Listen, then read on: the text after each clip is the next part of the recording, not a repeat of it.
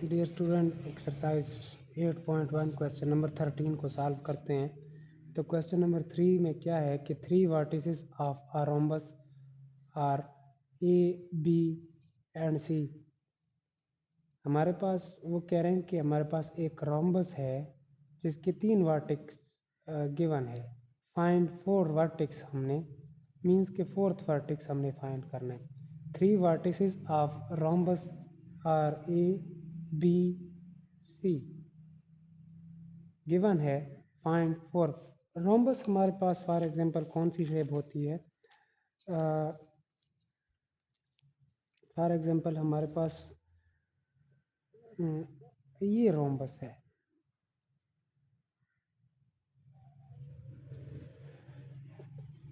इसमें चारों साइडें आपस में इक्वल होती है। मीन्स कि ये ए बी सी और डी 4 वर्टेक्स होते हैं इसमें, और मीन्स के चारों साइडें आपस में इक्वल होती है।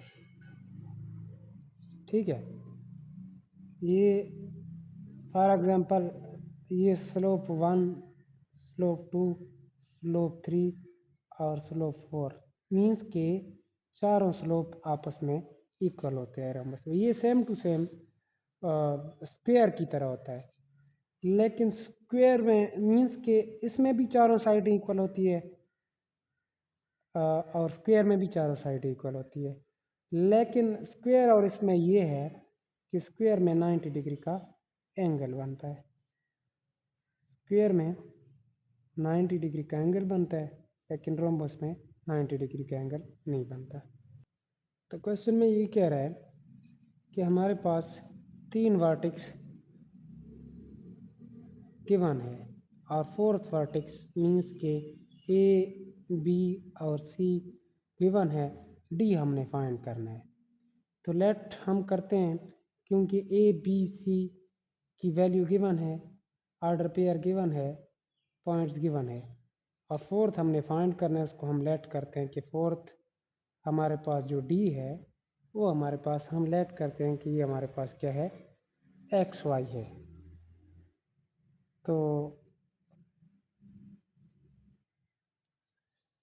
अगर देखा जाए डायग्राम में, ये हमारे पास रोम्बस जो है ए बी सी डी, इसमें ए बी जो है वो पैरेलल है सी डी के, और बी सी क्या है, पैरेलल है ए डी के। तो जब भी दो साइडें पैरेलल हो या दो स्लोप पैरेलल हो, तो उसका मतलब ये होता है कि दोनों स्लोप क्या है, इक्वल है। पैरेलल में हमारे पास दोनों स्लोप इक्वल होते हैं, जिस तरह हमारे पास m1 is equal to m2। तो मीन्स कि ए बी हमारे पास पैरेलल है सी डी के। तो यहाँ पे हम लिख सकते हैं कि edge A B is parallel to C D and AB is parallel to CD and AD is parallel to BC। तो ये हमारे पास क्या है, पैरेलल है। तो इसका मतलब ये है कि AB का जो स्लोप होगा वो इक्वल होगा CD के, और BC का स्लोप इक्वल होगा AD के। तो हम पहले लेते हैं AB is parallel to CD। इसका मतलब ये है कि स्लोप ऑफ AB इक्वल होगा स्लोप ऑफ CD के। तो A B C और D हमने फाइंड करना है। तो जब भी हमें दो स्लोप गिवन मीन्स के दो पॉइंट्स गिवन हो, तो हम इजीली उसका स्लोप फाइंड कर सकते हैं। तो यहाँ पे हमारे पास स्लोप ऑफ ए बी, ए और बी दो पॉइंट्स गिवन है, तो इसका फार्मूला y2 माइनस y1 और x2 माइनस x1 होता है। और ये सी डी है, दो पॉइंट्स है, तो दो पॉइंट्स के लिए हमारे पास स्लोप का जो फार्मूला होता है वो होता है y2 माइनस y1 और x2 माइनस x1। तो यहाँ पे ये x1 ये y1 ये x2 और y2, तो y2 मीन्स के 4 है और y1 क्या है, -1, तो माइनस और माइनस प्लस, तो ये क्या हो जाएगा, +1 हो जाएगा। अब x2 हमारे पास 3 है और x1 क्या है, 2 है, तो ये -2 हो जाएगा। यहाँ पे भी सेम टू सेम पुट करेंगे, ये x1 ये y1 ये x2 और ये y2, x1 y1 और x2 और y2। यहाँ पे y2 क्या है, y है, और y1 क्या है, 3 है, तो y -3 डिवाइडेड बाई x2 क्या है, x है, और x1 क्या है, -2, तो माइनस माइनस प्लस हो जाएगा। 4 + 1 5, 3 - 1, तो ये आ जाएगा y-3 और x + 2। ये x + 2 जो है ये डिवाइड हो रहा है, इधर आके 5 के साथ मल्टीप्लाई हो जाएगा, और ये 1 जो है ये डिवाइड हो रहा है, इधर आके मल्टीप्लाई हो जाएगा, तो y-3 आ जाएगा। 5 को अंदर मल्टीप्लाई करते हैं तो 5x + 10 हो जाएगा is equal to y-3। x और y को एक साइड पे करते हैं तो ये 5x है, और y + y इधर आके -y हो जाएगा, ये +10 इधर आके -10 हो जाएगा। तो ये क्या हो जाएगा, 5x - y is equal to -13 हो जाएगा। तो एज ए डी, अब ये हमारे पास फॉर एग्जांपल इक्वेशन 1 है, स्लोप ऑफ ए बी और स्लोप ऑफ सी डी का हमारे पास इक्वेशन है। अब हमें पता है कि A D is parallel to B C होता है, तो स्लोप ऑफ मीन्स कि A D is parallel to slope of A D is equal to slope of B P. Parallel में क्या होता है, दोनों स्लोप आपस में इक्वल होते हैं, तो ये ए और डी, क्योंकि हम स्लोप ऑफ ए डी पहले लिख रहे हैं तो हमारे पास ये ए डी हो जाएगा is equal to B C, तो ये हमारे पास बी और ये हमारे पास सी हो जाएगा।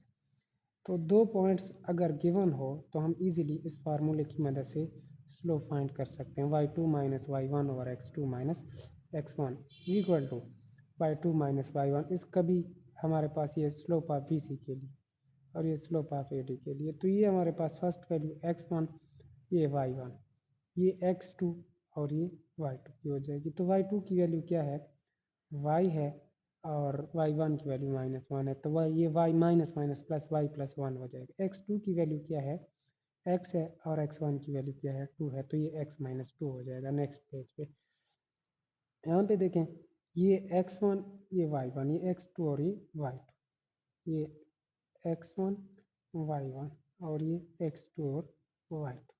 तो y2 क्या है, 3 है, और y1 क्या है, हमारे पास 4 है, तो 3 - 4 -1 आ जाएगा, और x2 क्या है, -2, और x1 क्या है, 3, तो ये -3 हो जाएगा। मज़ीद आगे इस पेज पे सॉल्व करते हैं तो ये हमारे पास आ जाएगा y + 1 और x - 2, 1 -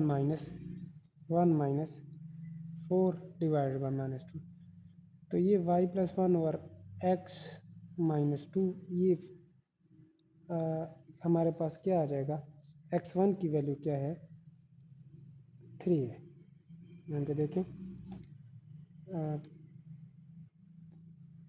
y2 की वैल्यू क्या है, 3 है, तो यहाँ पे y2 -4 हो जाएगा, तो -1/5, तो ये 1/5 हो जाएगा। मीन्स के 5 डिवाइड हो रहा है, इधर आके मल्टीप्लाई हो जाएगा, 5 y + 1, और ये डिवाइड हो रहा है x - 2, ये इधर आके मल्टीप्लाई हो जाएगा, तो ये 5y + 5 is equal to x - 2, 5 + 5, 5 को अंदर मल्टीप्लाई करते हैं तो ये x को एक साइड, x और y को एक साइड पे करते हैं, और कांस्टेंट को एक साइड पे, +x है, इधर आके -x हो जाएगा, ये +5 है, इधर आके -5 हो जाएगा, तो ये 5y - x is equal to -7। ये हमारे पास इक्वेशन 2 है फॉर एग्जांपल। तो इक्वेशन 1 और 2 को हम इजीली सॉल्व कर सकते हैं, x और y की वैल्यू निकाल सकते हैं कि इक्वेशन 1 और 2 में या y इक्वल कर लें तो x की वैल्यू आ जाएगी, या x को इक्वल कर लें तो y की वैल्यू आ जाएगी। इस तरह भी कर सकते हैं कि इक्वेशन 2 से x की वैल्यू निकाल लें, तो ये -x इधर रह जाएगा, और ये +5 इधर आके -5 हो जाएगा। माइनस यहाँ से माइनस कम में ले लें तो ये 5 + 7 हो जाएगा, माइनस के साथ minus cancel, x is equal to 5y + 7 put in 1, ये इक्वेशन 3 को 1 में पुट करेंगे, तो इक्वेशन 1 क्या है, ये हमारे पास इक्वेशन 1 है, 5x - y is equal to 13 हो जाएगा। तो इक्वेशन 1 में जब पुट करते हैं तो ये हमारे पास सॉल्व हो जाएगा। 5 को अंदर मल्टीप्लाई करेंगे, 25 + 7 35 - y इज इक्वल टू 13, तो ये 24y 35 इधर आके माइनस हो जाएगा 24, ये y is equal two means कि -2 आ जाएगा। पुट इन 3 करेंगे x की जगह, तो ये हमारे पास 5 to 10 - 10 और x इज इक्वल टू -3 आ जाएगा। बस 1 क्वेश्चन।